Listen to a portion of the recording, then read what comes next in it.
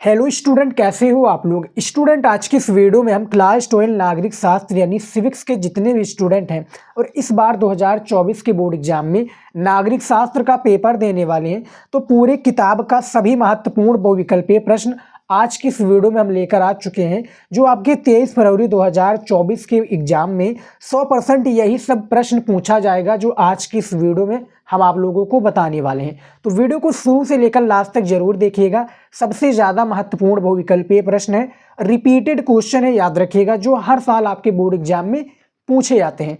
तो चलिए देख लेते हैं और एक एक करके सारे महत्वपूर्ण बहुविकल्पीय प्रश्नों को हम बताते हैं। यहाँ पर देखिए, सबसे पहला जो प्रश्न पूछा क्या गया है, जो स्टूडेंट टेस्ट देना चाहते हैं वो टेस्ट दे सकते हैं, जो नहीं देना चाहते वो क्या है, पूरी वीडियो को आराम से देखेंगे। यहाँ पर देखिए, सबसे पहला जो प्रश्न पूछा गया है, क्या पूछा गया है, सोवियत प्रणाली को कब अपनाया गया। जो आपका सोवियत प्रणाली है, इसको कब अपनाया गया ये आपको बताना है।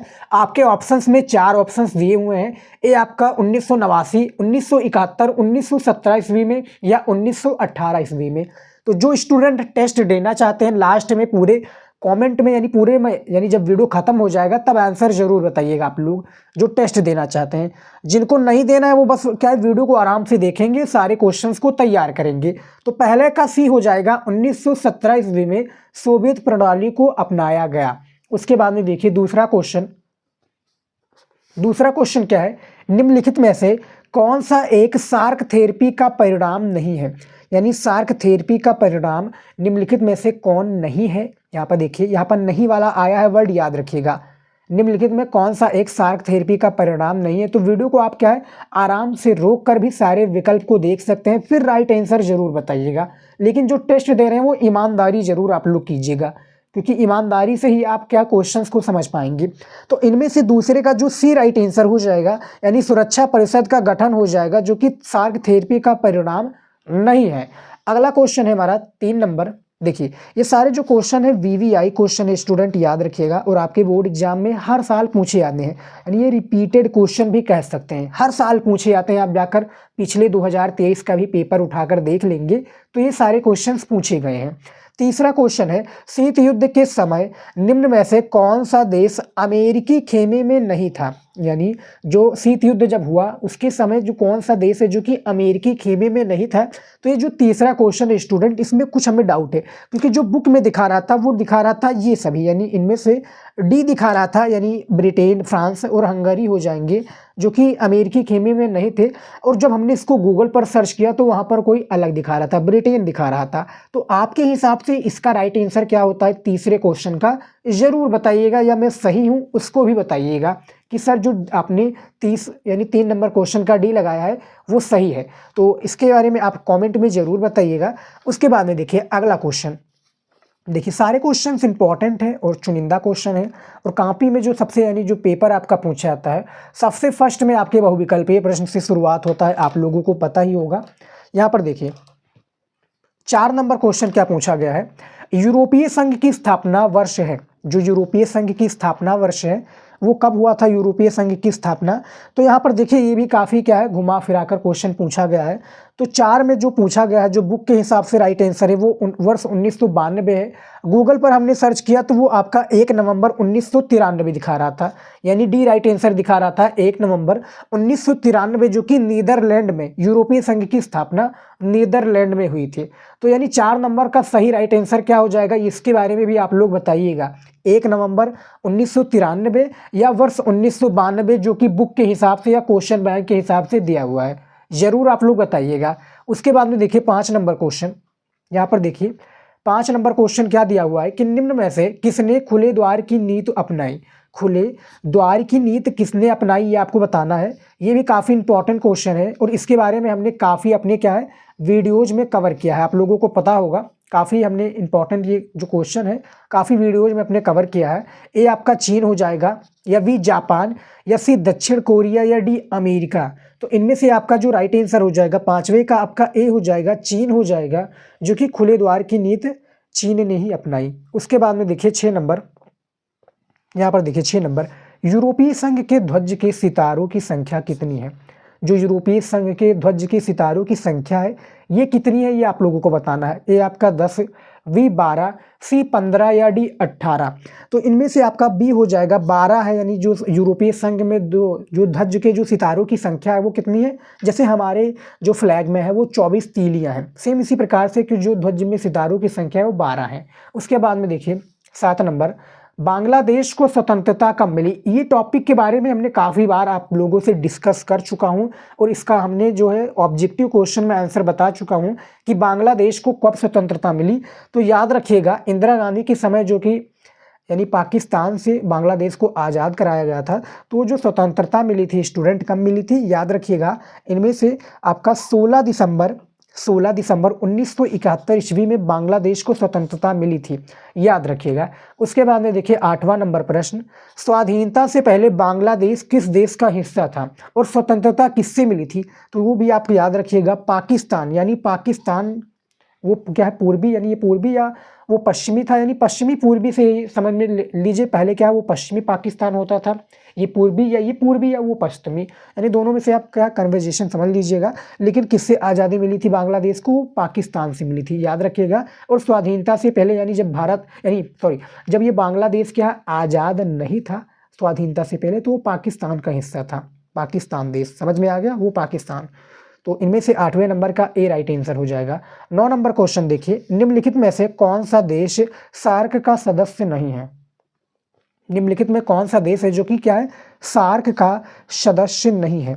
ए आपका भारत, बी म्यांमार, सी बांग्लादेश या डी पाकिस्तान। तो इन्हीं विकल्प के थ्रू बताना है, बाहरी आपको कहीं भी नहीं जाना है, याद रखिएगा। काफ़ी स्टूडेंट कहते हैं कि सर इसका आंसर ये नहीं ये हो जाएगा, तो मैं आप लोगों को इसे यही बताना चाहता हूं कि बाहर आपको नहीं जाना है, जो विकल्प दिया हुआ इसी में से आपको बताना है, इसी में से राइट आंसर आपको चूज करना है। तो 9 नंबर का आपका राइट आंसर बी हो जाएगा, म्यांमार हो जाएगा, जो कि क्या है कौन सा देश सार्क का सदस्य नहीं है, वो म्यांमार हो जाएगा। तो आपका 9 का बी करेक्ट आंसर है। अगला क्वेश्चन देखिए, अगला क्वेश्चन क्या है 10 नंबर, यहाँ पर देखिए, कारगिल युद्ध किन देशों के बीच कब हुआ था। यानी यहाँ पर देखिए कारगिल युद्ध किन देशों के बीच और कब हुआ था, तो वो आपका क्या हुआ था, ए भारत पाकिस्तान वर्ष 1999 में कारगिल युद्ध हुआ था। कब हुआ था, भारत पाकिस्तान के बीच 1999 में। उसके बाद में देखिए 11 नंबर क्वेश्चन, मालदीव कब गणराज्य बना। जैसे गोवा एक संघीय राज्य बना, सेम उसी प्रकार से मालदीव कब गणराज्य बना, ये आपको बताना है। तो वो कब बना था, वो आपका बना था 11 नवंबर 1968 को, 11 नवंबर 1968 को मालदीव एक गणराज्य बना था। नाम याद रखिएगा, डेट याद रखिएगा, डेट आपका सबसे ज़्यादा इंपॉर्टेंट है। 12 नंबर क्वेश्चन है, लीग ऑफ नेशंस की स्थापना किस अंतरराष्ट्रीय घटनाक्रम के पश्चात हुई।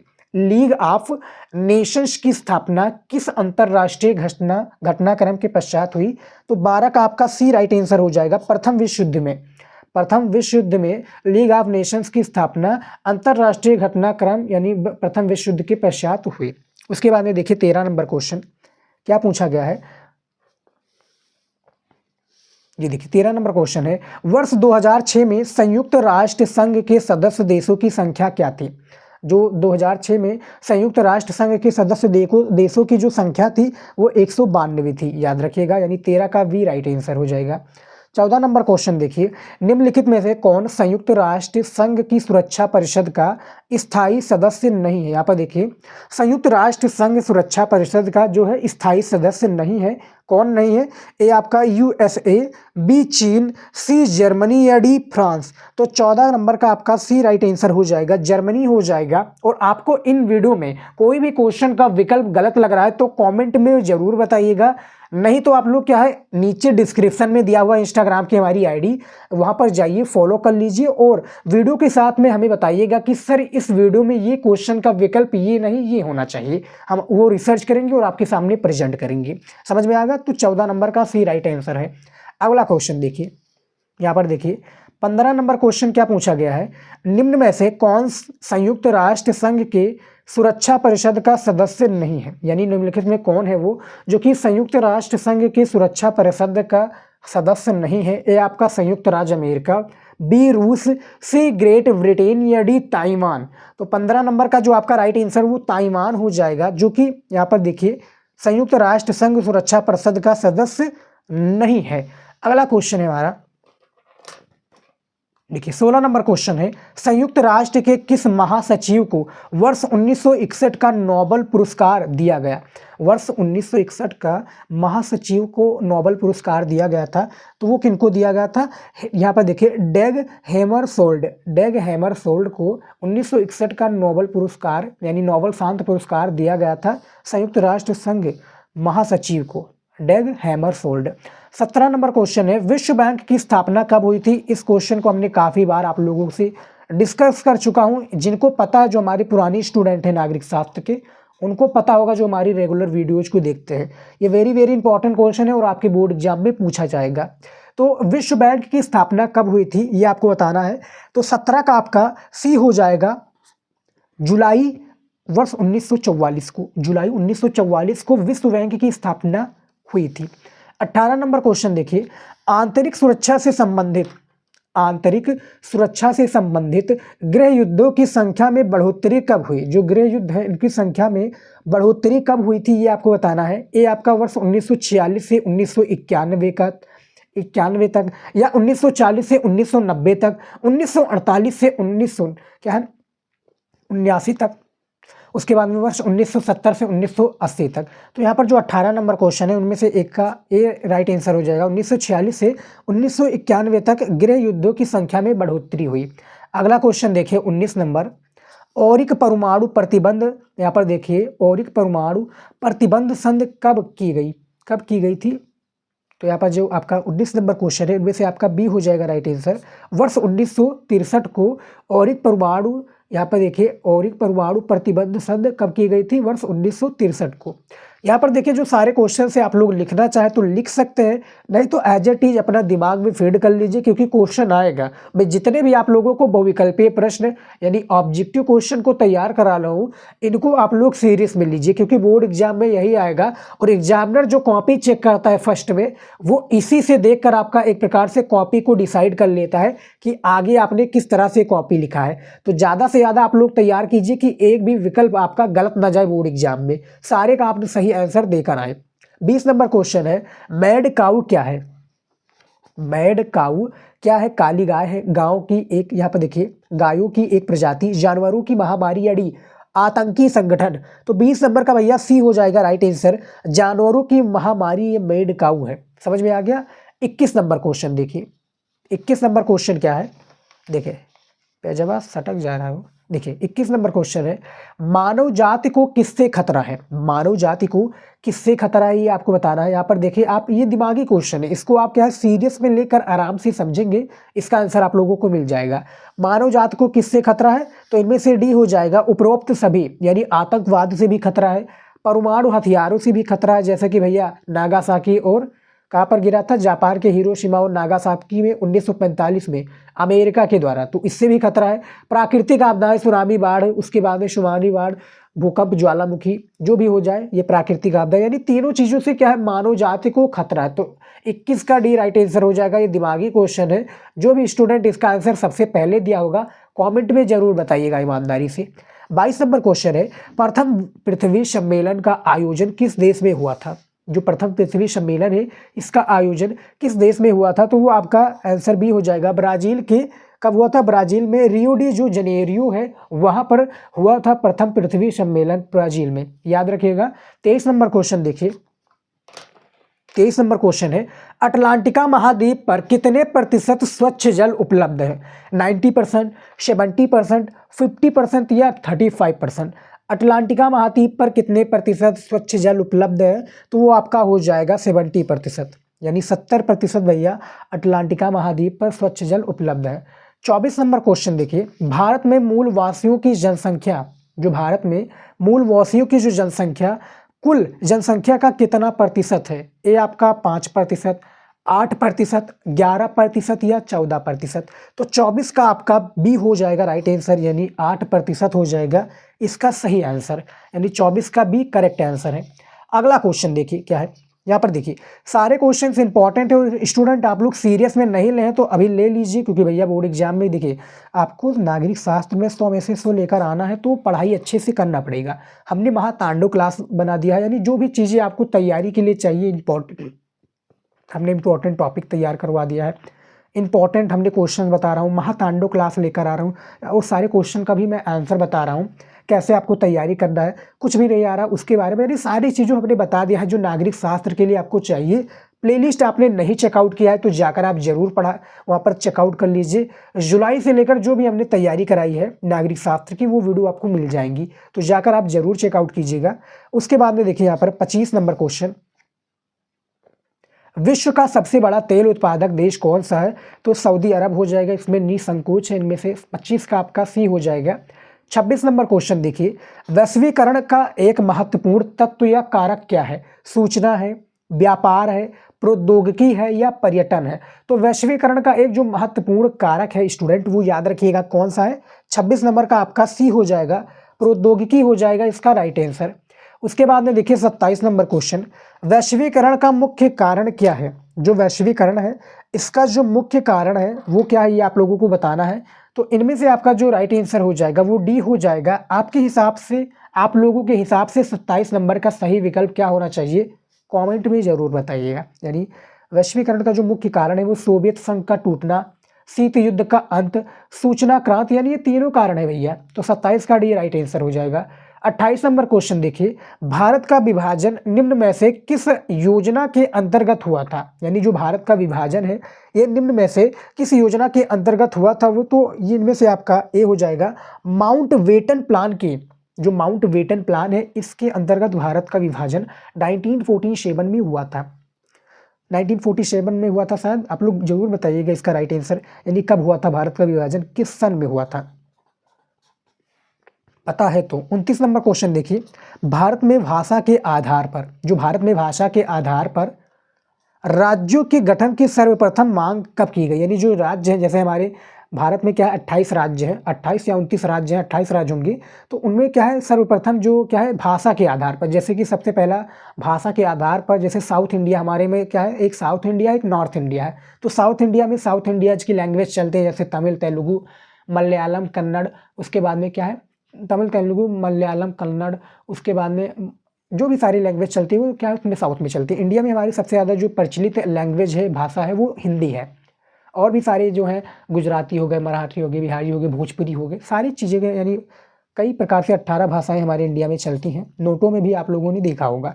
तो भारत में जो भाषा के आधार पर गठन की सर्वप्रथम जो मांग कब की गई थी? तो 29 नंबर का आपका सही विकल्प हो जाएगा, बी हो जाएगा, नागपुर अधिवेशन 1920 ईस्वी में, नागपुर अधिवेशन 1920 में। तो 29 का आपका बी राइट आंसर हो जाएगा।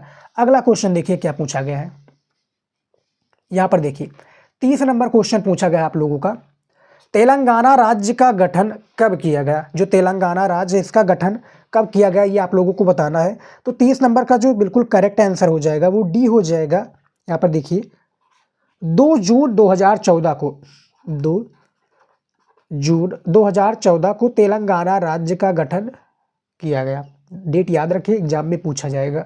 31 नंबर क्वेश्चन देखिए, सर्वप्रथम वयस्क मताधिकार के आधार पर चुनाव कराने वाला भारत का प्रथम भाग है, जो भारत का प्रथम भाग है वो कौन सा है? ये आपका मिजोरम, बी मेघालय, सी मध्य प्रदेश या डी मणिपुर, यानी मिजोरम, मेघालय, मध्य प्रदेश या मणिपुर। तो 31 नंबर का जो आपका राइट आंसर हो जाएगा वो कौन सा हो जाएगा? 31 का आपका बिल्कुल करेक्ट आंसर मणिपुर हो जाएगा, निसंकोच आप टिक लगा दीजिएगा। उसके बाद में देखिए 32 नंबर क्वेश्चन, नागालैंड राज्य का गठन कब हुआ? जो नागालैंड राज्य है इसका जो गठन हुआ ये कब हुआ? 1961 को, 1961 को, 1963 या 1967 को। तो बस जो आपका 32 नंबर क्वेश्चन इनमें से जो आपका सी राइट आंसर हो जाएगा, 1963 को नागालैंड राज्य का गठन हुआ था।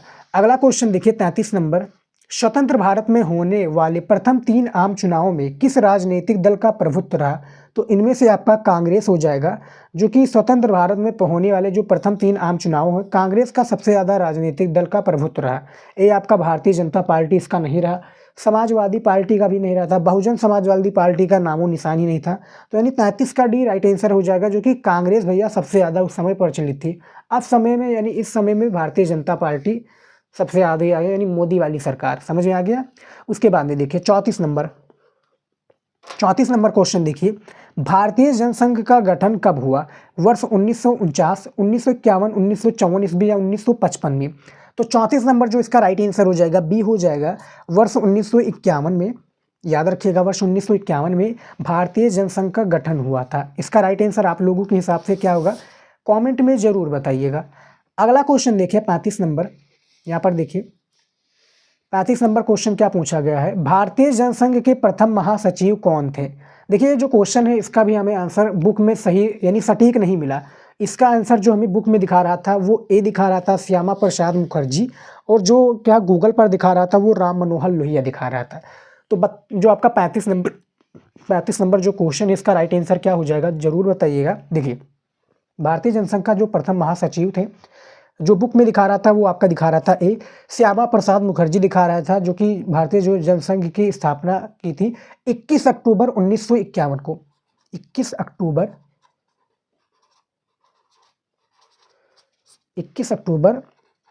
1951 को श्यामा प्रसाद मुखर्जी ने। उसके बाद में देखिए 36 नंबर क्वेश्चन, पोस्को प्लांट का किस राज्य में विरोध किया गया, यानी जो पोस्को प्लांट है किस राज्य में इसका सबसे ज़्यादा विरोध किया गया। तो 36 नंबर का सी राइट आंसर हो जाएगा, उड़ीसा हो जाएगा, जो कि पोस्को प्लांट का क्या है, उड़ीसा में सबसे ज़्यादा इसका विरोध किया गया। 36 का आपका सी राइट आंसर हो जाएगा। अगला क्वेश्चन देखिए 37 नंबर, यहाँ पर देखिए 37 नंबर क्वेश्चन है, द्वितीय पंचवर्षीय योजना की अवधि क्या थी, यानी जो द्वितीय पंचवर्षीय योजना है इसकी जो अवधि थी वो कब थी। वर्ष 1951 से 55, 1961 से 66, वर्ष 1945 से 50 या डी वर्ष 1956 से 61। जो भी स्टूडेंट टेस्ट दे रहे हैं आप लोग कमेंट में ईमानदारी से आंसर ज़रूर बताइएगा आप लोग। और क्या है, सारे जब आप आंसर बताते हैं तो हम सारे को कमेंट को पढ़ते हैं, ईमानदारी से बताते हैं। पेपर आप ही देने जाएंगे, वहाँ पर हम देने नहीं जाएंगे। क्वेश्चन आ जाएगा तो इसका आंसर आप ही लोग देंगे, आप ही लोग उसका आंसर देंगे, हम नहीं देने जाएंगे। तो ईमानदारी दिखाइए। और चीटिंग यहाँ पर क्या है, बोर्ड एग्जाम में भी आप चीटिंग नहीं करने पाएंगे। वहाँ पर कैमरे लगे होंगे आपके आगे पीछे दाएं बाएं 5-6 कैमरे लगे होते हैं, और सिक्योरिटी इतनी टाइट रहती है कि अब कुछ भी आप नहीं कर पाएंगे। तो नकलची वाले जो बंदे हैं वो भैया अपना जुगाड़ क्या है एक प्रकार से बिल्कुल बंद कर दें और पढ़ाई पर फोकस करें। तो 36 जो आपका है 37 नंबर में से आपका डी राइट आंसर हो जाएगा। वर्ष 1956 से 61 के बीच में द्वितीय पंचवर्षीय योजना की अवधि थी। 38 नंबर क्वेश्चन है, वर्ष 1987 और 91 के मध्य नव लोकतांत्रिक अभियान कहाँ चलाया गया, केरल में, कर्नाटक, गुजरात, उड़ीसा में। तो वो आपका केरल में चलाया गया था। तो 38 का आपका ए राइट आंसर हो जाएगा। अगला क्वेश्चन देखिए 39 नंबर, यहाँ पर देखिए भारत ने अपना पहला परमाणु परीक्षण कब किया था। ये बहुत ही ज़्यादा इंपॉर्टेंट क्वेश्चन है और आपके बोर्ड एग्जाम में हर साल पूछे जाते हैं। भारत ने अपना पहला जो परमाणु परीक्षण है ये कब किया था। तो 39 नंबर का ए राइट आंसर हो जाएगा। मई 1974 में कहाँ किया था, राजस्थान के पोखरण में। राजस्थान के पोखरण में मई 1974 ईस्वी में क्या है 18, यहाँ पर 18 मई 1974 को भारत का पहला परमाणु परीक्षण किया गया था। तो 39 नंबर का ये राइट आंसर हो जाएगा। अगला क्वेश्चन देखिए क्या पूछा गया है, यहाँ पर देखिए अगला क्वेश्चन है हमारा 40 नंबर, पंचशील समझौता किन देशों के बीच संपन्न हुआ। जो पंचशील समझौता है हमने काफ़ी बार इसका आंसर बता चुका हूँ, और इस वीडियो में जितने भी क्वेश्चन बताए गए हैं सारे इंपॉर्टेंट है। आप लोग पढ़ना चाहें तो यानी दिमाग में फीड कर सकते हैं, लिखना चाहें तो लिख भी सकते हैं। तो 40 नंबर का आपका सी राइट आंसर हो जाएगा। भारत और चीन के बीच में क्या है, पंचशील समझौता हुआ था। ये क्या इसका करेक्ट आंसर सही है, आप लोग जरूर बताइएगा। तो फिलहाल इस वीडियो में जो स्टूडेंट था हमारा 40 इंपॉर्टेंट क्वेश्चन हमने आप लोगों को बताया, जो कि सबसे ज़्यादा इंपॉर्टेंट है आपके नागरिक शास्त्र की तैयारी के लिए। हमने महातांडव क्लास भी लेकर आया था, और उसके बाद में इंपॉर्टेंट टॉपिक भी लेकर आया था कि बस आप इतना ही पढ़ लीजिए और तैयार कर लीजिए। तो आप लोगों ने वीडियो देखा होगा, जिसमें सारे क्वेश्चंस को तैयार किया होगा, तो आप लोगों को आता होगा। फिलहाल आज का जो वीडियो था बस यही था।